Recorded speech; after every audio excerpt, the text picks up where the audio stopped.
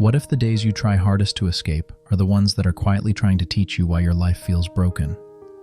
It's a strange thought that the moments you call unbearable might be the only moments that are still honest with you.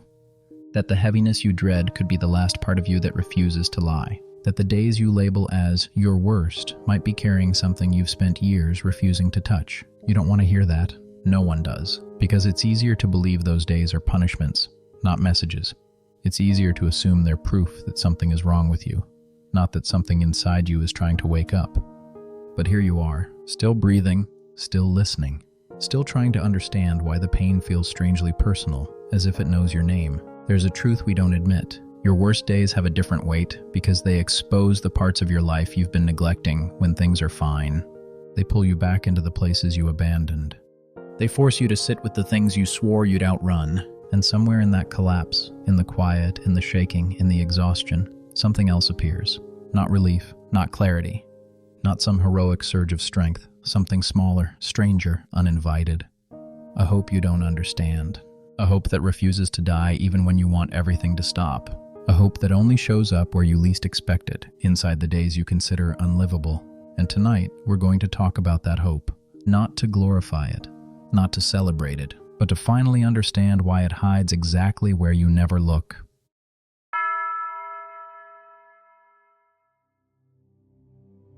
At first, it just feels like something inside you collapses for no clear reason. You wake up heavy, dull, slower than usual. The world feels distant.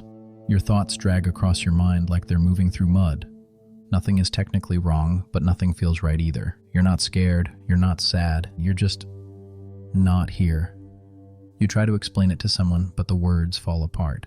It's just one of those days, you say, pretending that the sentence explains itself.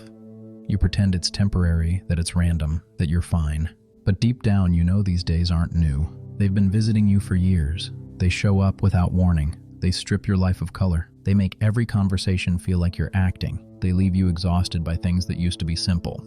They make you question why you even care about anything at all. And the worst part is the confusion. You don't know what trigger you missed. You don't know what thought started the fall.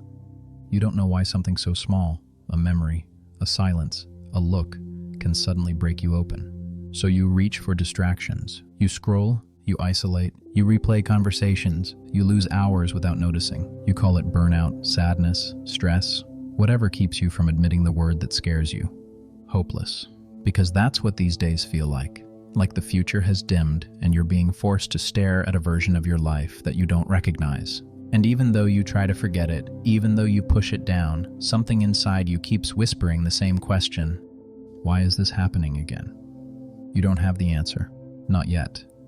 You only have the weight.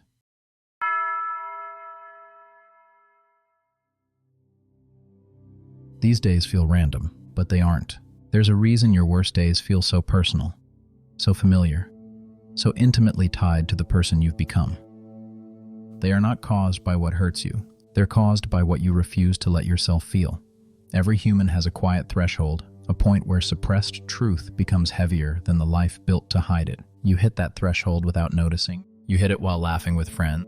You hit it while pretending you're fine. You hit it in the moments where you think you finally outrun yourself. But the psyche doesn't forget. And it doesn't forgive avoidance. These collapses, these heavy, silent days, are not failures. They are the body and mind revolting against the life you pretend is enough. You call them bad days, but they are actually revolt, rebellion, a refusal to keep living at a distance from your own truth. You think you're just exhausted. But exhaustion is often grief without a name. You think you're unmotivated, but apathy is often desire you've buried so deep you no longer recognize it. You think you're broken, but feeling broken is often the first sign that something inside you is finally demanding to be rebuilt. The hidden cause behind your worst days is simple. You have abandoned something vital inside yourself, and that part of you has run out of ways to whisper. So now it screams, through heaviness, through numbness, through silence, not to punish you, but to warn you. Your worst days are the alarm bells of a truth you've ignored for far too long. And beneath that pain, beneath that collapse, lies something even more dangerous. A small, stubborn hope that refuses to die.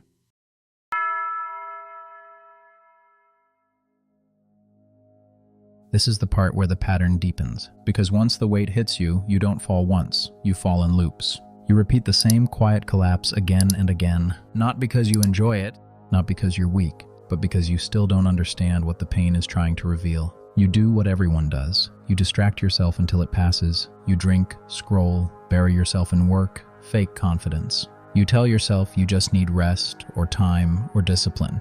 You tell yourself this feeling is temporary, but this is the descent, the spiral where your habits, your fears, your avoidance all collide with the truth you're trying to outrun. Here's the first truth you never wanted to admit. You're not breaking down because life is too heavy. You're breaking down because you've been carrying a life that isn't yours. And then there's the truth beneath that one.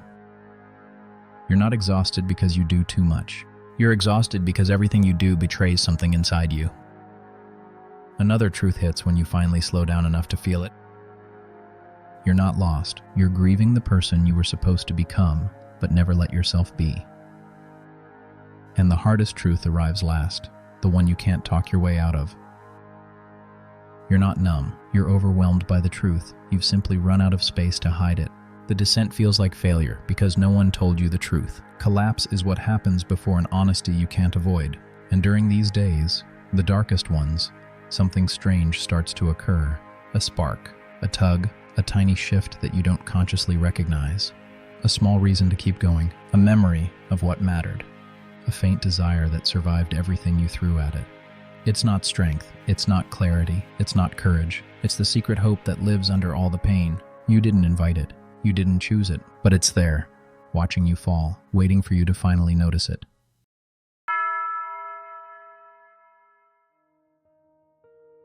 Here's the truth you've been avoiding. Your worst days are not trying to destroy you. They're trying to strip you of the life you built to survive, not to live. The collapse you fear is the confrontation you've avoided for years. And on these days, when everything feels unbearable, when the world dims and your mind sinks, that confrontation becomes impossible to escape. This is where the pain speaks clearly. It says, you've been pretending for too long. You've been shrinking yourself to fit a life that no longer fits you. You've abandoned a part of yourself that refuses to die quietly. You know exactly what you want to change. You're just terrified of the cost. Your worst days drag you face to face with every truth you've denied. They force you to feel the grief you've been postponing. They dismantle the lies you built to survive. They corner you into admitting what you've always known, that you can't keep living like this.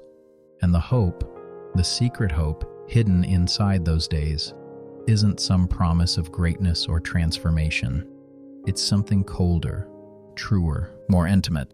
It's the hope that comes from seeing that your pain still has a direction, that it's not aimless suffering, that it's trying to pull you toward the part of your life that you betrayed, neglected, or abandoned.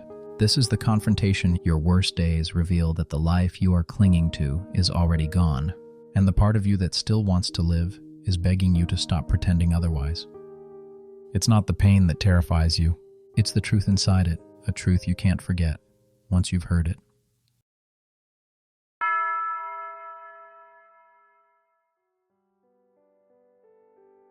Eventually, the intensity fades, not because you overcame anything, not because you solved your problems, but because the truth settles into you quietly, like a shadow finding its shape. This is the moment after the collapse, when you're tired, emptied out, and strangely calm. The world hasn't changed. Your problems haven't disappeared. Nothing is brighter or easier. But something inside you feels different. There's a small, steady presence that wasn't there before, a kind of inner stillness. A sense that the pain wasn't meaningless, a recognition that those worst days weren't random storms. They were signals pointing to the parts of your life where you've gone silent. And here is the quiet realization. Hope doesn't arrive when things get better. Hope appears the moment you stop lying to yourself. Not dramatic hope, not cinematic hope, not the kind that promises transformation. A simpler one, a grounded one, an honest one. The hope that comes from finally admitting, I can't keep living the way I've been living. That single sentence, whispered in the aftermath of collapse, is more powerful than any burst of motivation, any surge of positivity, any empty promise of change. Because it's real, because it hurts, because it belongs to you. Your worst days carry a hope that only appears when everything else falls apart. The hope that comes from truth, not fantasy. from confrontation, not escape, from the part of you that still wants to live a life you haven't met yet.